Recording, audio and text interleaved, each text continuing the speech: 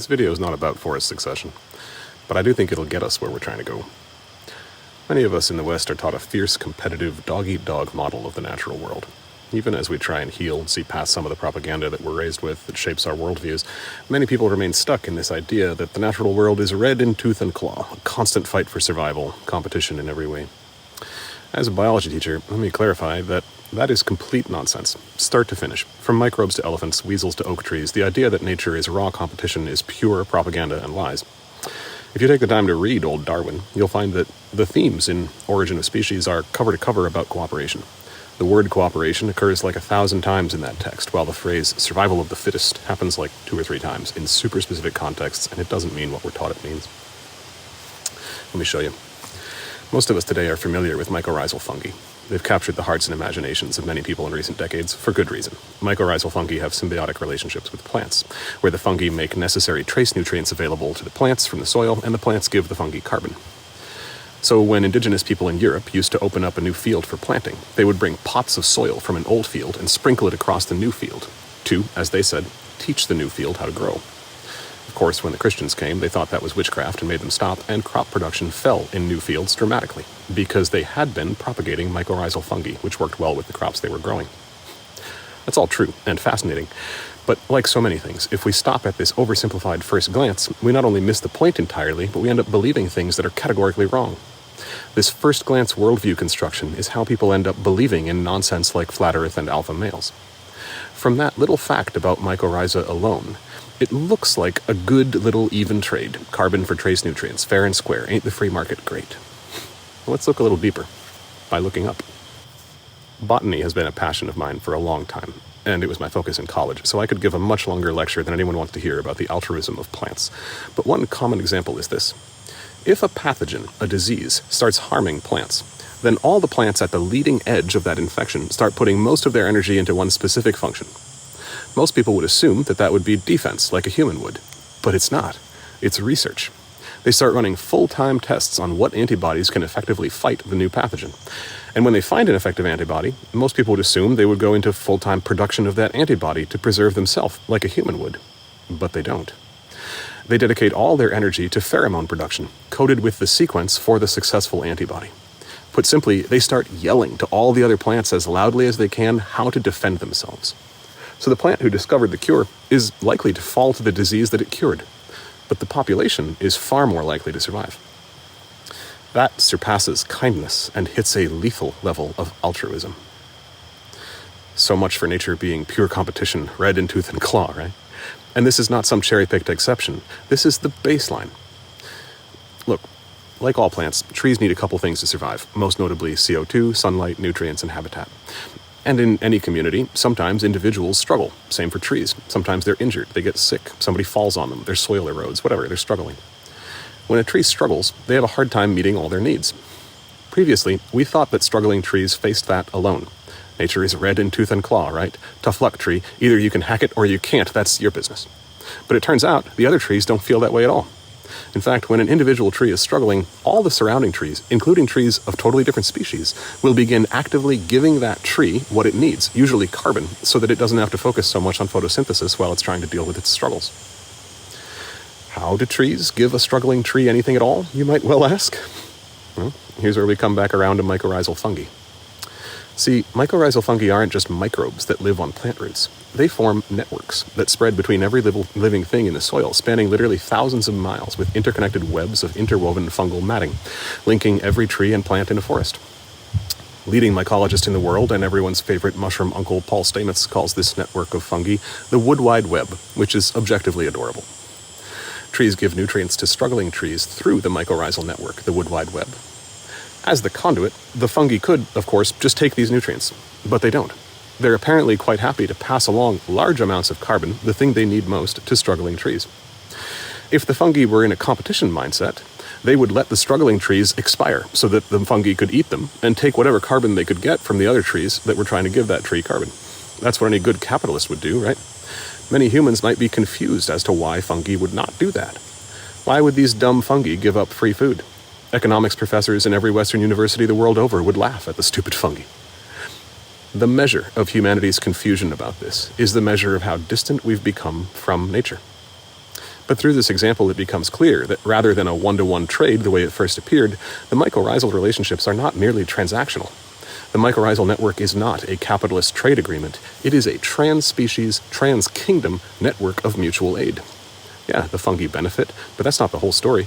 Yeah, the trees benefit, but that's not the whole story. The Wood Wide Web is a voluntary, diverse, altruistic mutual aid network. In many ways, that's what the entire forest is. Now that we understand that, we can talk about forest succession. But to do so, it'd be helpful to recognize that none of us today actually know what a forest is. That's outside the scope of this video, but one little piece I want to mention is that in healthy forests, trees get much taller than we think.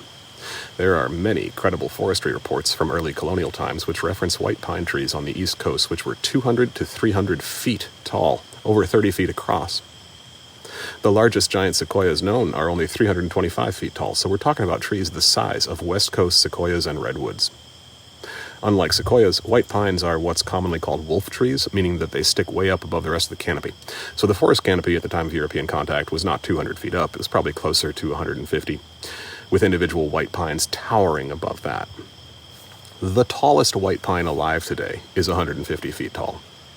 No one for several generations has seen a mature white pine, mostly because the Europeans valued them above everything else on this land as ship's masts. A mature white pine was worth the modern equivalent of millions of dollars, so every one of those forest elders was targeted and felled to fuel the imperial military-industrial complex. Despite having known that for a long time, something happens in my heart every time I say that out loud, and I don't know where to put that grief. But I share all that because when we talk about forest succession, which is not what this video is about, we need to understand that in the US, we've never seen a healthy forest. Even the great forests of sequoias and redwoods out west are tiny fragments of what they were, isolated, hanging on despite their entire communities being felled around them. Especially on the East Coast, our concept of mature forest and mature trees is maybe half the size it should be. It breaks my heart that people think the forests they see along 95 in Maine are what they should be. Those are weak, broken forests, usually 5th or 6th generation growth, clear-cut as soon as someone can make $1 off them. What we see as forests today are tragic, wounded things. And that harm is cumulative. It's not separate from the crashing populations of megafauna. It's not separate from the collapse of the Gulf Stream, from climate change as a whole. There's rattlesnakes in southern Maine now, and that's just an obvious example. More importantly, there's bittersweet, an invasive vine that tears down young trees and old trees alike. You can watch it coming north. Earthworms are not native to Maine, and they're everywhere now, rapidly changing the soil composition. Rising temperatures are making habitat inhospitable to maple trees. In just a few decades in Maine, we'll start seeing crashing maple populations. When I was a kid, driving down the road at night, it was just solid insects all over the place. We needed windshield wipers all the time for the bugs. Today, that's not the case.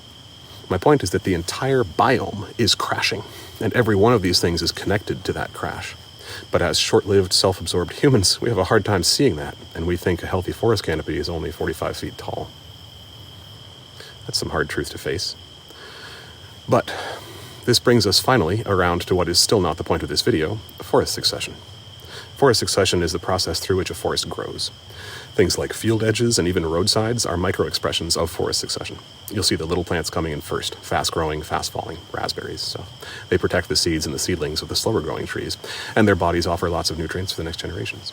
Then you'll see the quick trees, poplar and lilac, moose maple and dogwood, who jump up and grow fast. None of those trees last long, most never clear 40 feet. Then you see the pines, spruce and fir, hemlock and pine, and finally you'll see the slow growers fill in, oak and ironwood.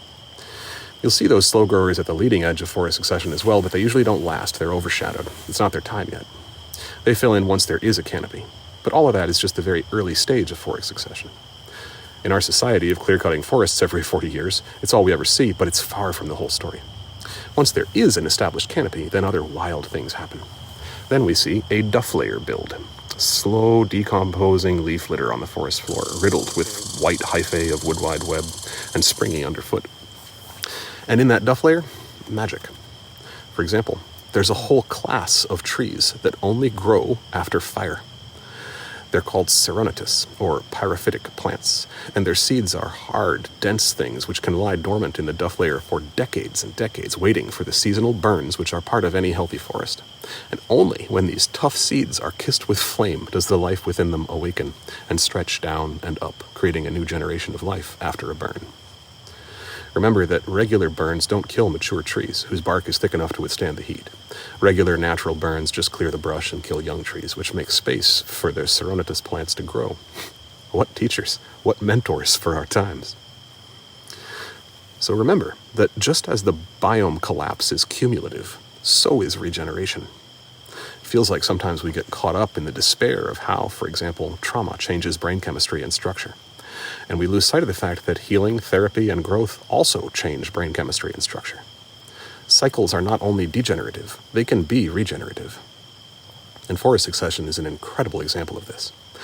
Things that seem as destructive as wildfire are actually part of that system, and there are whole classes of beings who depend on them and need them in order to grow and fulfill their roles in community.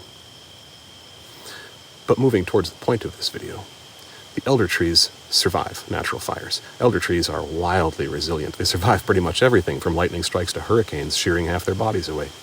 With deep, old root structures, mature trees are profoundly resilient. It is the resistance of white pines that made them so valuable. Where an oak mast would snap under strain, a pine mast bends with the wind. Their strength is in their flexibility. If only the systems of colonization could learn from the trees they valued so much. Anyway, in terms of photosynthesis, which involves both making the oxygen we breathe and sequestering carbon, small trees don't do much. It's when they clear 15 or 20 inches at the base that they really take off, sequestering progressively more carbon and making progressively more oxygen. Mature trees do the most. And because they're so steady, they have more to give, and they are generous. Large trees give a lot of carbon to struggling trees nearby, and even just to young trees around them. An illuminating double-edged trivia. The reason we call huge trees who stick up above the canopy wolf trees is because early European colonizers thought that wolves were unhealthy predators who should be put down on sight. And they thought that those massive trees sticking up above the canopy were outcompeting, shading out, and stealing all the resources from younger, smaller trees. So they identified those trees as predators who should be cut down for the health of the forest, like the wolves. So again, the capitalist colonial mindset is the exact opposite of the truth. In reality, those small trees grow in the duff created by a century of that large tree's fallen leaves, and that large tree is likely feeding them through the wood wide web. Trees have a lot more consciousness than most people think. Like, did you know that plants make noises? They talk, they sing, they scream when they're in pain. It's all just outside the human audible range. But it's well within most animals' audible range. Your dog can hear the trees and the plants in your garden. A lot of nature is like this. Like, did you know that crows and ravens are rainbow colored? It's just all outside humans' visible spectrum of light. But most animals see them as these ridiculous explosions of color that we don't even have words for. That's why they look oily to us sometimes. It's their magnificent colors just kissing the spectrums of light that we can see. Somehow this makes sense to me for their personalities. Of course crows are wearing explosive rainbow-colored suits that human eyes just perceive as black. What a delightful joke that feels so very crowish. Anyway, I bring up the consciousness of trees because it's entirely likely that smaller or struggling trees have some awareness that they're being nourished by their elders and communities. And it's likely that they don't know the extent of the support they receive or from whence it comes. And with that, finally, we're getting to the point of this video. We are the little struggling wounded plants and trees, and we receive support and nourishment from elders whether we know it or not. Maybe this sometimes manifests for some people in the forms of inheriting financial wealth without fully knowing where it came from originally, but it's far more meaningfully true ideologically. The critical analysis of every generation is built on the critical analysis of the previous generation, and every generation of critical analysis all the way back. Much of that comes from big trees who are wounded, and the trees don't have an analogous system of corporate control poisoning their networks of support, but the metaphor carries nonetheless. We grow in the shade of towering elders whose work feeds us. The fact that, for example, Gen Z and us millennials statistically welcome queer people and criticize U.S. imperialism much more than previous generations, that's not just our innate brilliance, y'all. We were fed by the analysis of giants, and our strength and growth and insight is built on their support. And there's one giant in particular I think we would benefit from looking up and seeing. We have to look up a long, long way, because he's a towering elder who's been feeding the world, nourishing us with analysis and language and wisdom for a century now. If you have critiques of the two-party system and how it prevents meaningful change, critiques of the media, critiques of how the U.S. intentionally shapes people's thoughts, you've been fed, in part, by this giant. Of course he's not alone, and not all those critiques flow from him. This is a thing that lots of people can see. He's a part of a community of critical analysis over time. That's my point. And he stands on the shoulders of other giants and in community with many other brilliant beings. But to call his work eye-opening is an insulting understatement. He is the single most cited living scholar, and in the top 10 most cited sources of all time, following like Shakespeare and the Bible and a few other huge names who are long past. If there's someone who's opened your eyes about systems of power, odds are very good that they have studied him or their teachers have. As much as bell hooks and other huge people have influenced my life, this man's work has defined my worldview. I'm speaking, of course, about Professor Noam Chomsky. I've spent literally thousands of hours listening to his lectures, reading his books, attending his lectures, and on a few rare occasions having email exchanges with him, which was not hard to do because he's always been incredibly generous with his time. Globally, Chomsky is almost unanimously hailed as the greatest living academic, even by his critics. Within the US, he's been diminished and silenced his entire career for reasons that are painfully obvious to anyone who's ever read Manufacturing Consent, a propaganda model of the media. For decades, anytime I've been struggling to understand something happening on the global political stage, I've turned to Chomsky, and he always has some interview published in the last 48 hours that just shines a brilliant, often brutally, painfully accurate light of historical and current political context on it. He's defined my world, and I've leaned on him heavily. I didn't like Chomsky when I first encountered his work for good and obvious reasons. Remember, I wanted to be a Marine when I was a teenager. Of course I disagreed with his conclusions about what the US was in the world.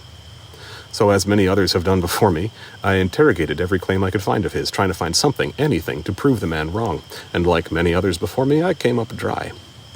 People say I don't miss, and they're wrong. But Chomsky does not miss. He doesn't say things unless they have absolute historical backing, and he's happy to explain what those historical backings are. He's simply right. I understand that he's lived long enough and been brilliant enough to redefine the entire field of linguistics and then see his work gain meaningful criticism. I'm not talking about his universal grammar theories or the evidence that early childhood conceptualization may be more categorical or relational than Chomsky suggests, though I still suspect that the evidence those critiques of Chomsky are based on might be reconciled with his work. But that's not my point. My point is that his critiques of systems of power are grounded in reality, and those critiques are growing today with the rapidity and breadth that they are, in large part because of Chomsky's work. If there's any hope of getting off this colonial capitalist death train that we're on, it's in our emergent collective awareness, what Freire calls, translated from Portuguese, consciousnessization. It sounds better in Portuguese, something like conscientização, although I'm sure I butchered that, apologies. Chomsky has been a primary driving force in that emerging consciousness and given us insight and language for it. He's been uplifting and advocating for indigenous people all over the world for a long time. Chomsky's 95, and earlier this year he had some serious medical issues. He's now on a beach in Sao Paulo with his wife, and stable for the time being, but his medical issues resulted in him not being able to speak, and it seems unlikely that his voice, which has rewritten both our concepts of the structures of power in the world and even the meaning of the words we use to speak about them, may never speak again. I feel his absence in the dialogues of our time. It's like I've had a railing next to me my whole life, steady and reliable as stone, and anytime I felt unclear, I could reach out and touch that railing to find stability and clarity again, and now it's not there anymore. I pray that he lives many more years in his well-deserved silence on a beautiful beach, and it seems like the next news we get about Chomsky will probably be that he's passed on. And like so many other humans before me, faced with the passing of their giant elders, I just don't know what I'm going to do without him.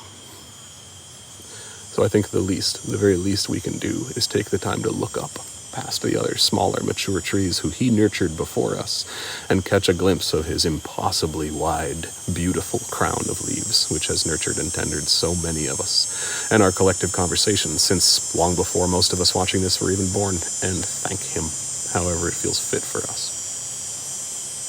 In a forest as wounded as ours, it is so rare for a tree to grow to its full potential. It's so rare that it basically doesn't happen. Remember, the tallest white pine today is 150 feet. But Noam Chomsky just didn't get that memo on limitations and grew to such a towering height that most of us have never seen him, even as he shaped our world and fed generations of people who take his wisdom for granted. Because we hear it many steps removed now on TikTok or in memes. And that's beautiful. It's beautiful that the community of critical thinkers like Chomsky's work is spreading. I just don't want him to go yet. And if he must, then I at least want us to give him some modicum of the honor he deserves. I know he would laugh at me for this video, probably say I'm way too focused on him and that everything he says comes from working class life, impacted communities, and people before him to get to work. There's so many quotes I could give from him to wrap this up, but the one that stands out most in my mind may seem incongruous, and it's from a question and answer session after a lecture of his at a university in the US. Somebody in the audience asked him, "So what should we do in the face of these huge problems?" I'm paraphrasing, but he responded like, "I give lectures all over the world, and I only ever get that question in rich countries like the US and the UK. Everywhere else, their understanding of everything I'm saying is so innate to their lives that I'm not teaching them anything they don't already know, other than maybe a few words. So they don't ask me what to do, they tell me what they're doing, what's working, what's not, how it's going. So my suggestion is this: go live close enough to the realities that I'm describing that the necessary actions become obvious. Learn from the people who are already acting, and stay open to what works and what doesn't." For me, this answer is emblematic of his character. One reason many academics hate Chomsky is because of how ruthlessly he critiques the academic class. He slices away academic distance and self-excusal and demands engagement and action. And he lived it, showing up on front lines all over the world for decades, regularly endangering his body, positions, reputation, ruthlessly critiquing the exact military-industrial complex that paid his salary at MIT, and pointing out both his and his colleagues' complicity. Easy to see why he hasn't always been terribly popular. But popularity wasn't his goal. Truth was. And he's been doing the work that many of us has been catching up on in the last 9 months for decades and decades. These are a few of Chomsky's books, which I recommend. Give you a guess what this one's about? That's a meaningful question. So as this great voice falls silent, I hope for all our sakes that we can see him clearly enough to honor him well, and see through the nonsense he spent his life clearing away enough to be inspired, to see how the ideological nourishment of Chomsky and millions of others can feed into a cycle of regeneration in us and everyone we influence, to make a clearer, healthier world possible for the trees and the crows, for our great-grandchildren who will never meet, and for all beings for the rest of time.